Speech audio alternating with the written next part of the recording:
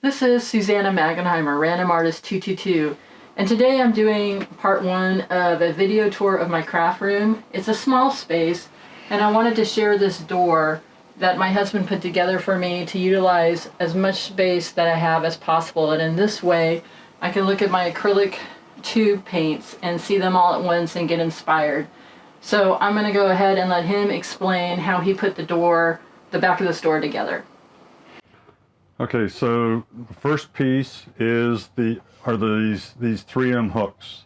And these are the ones that you can have an adhesive, attach it to a surface, and then if you want to remove it, you can just pull the strip off.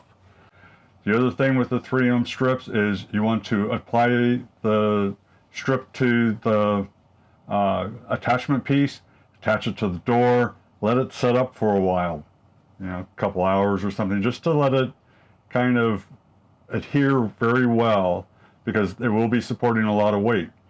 The other item is these black hooks, and you just have to open up the hook a little bit to fit around the rod and then clip the paints to the end. The last piece is the rod itself.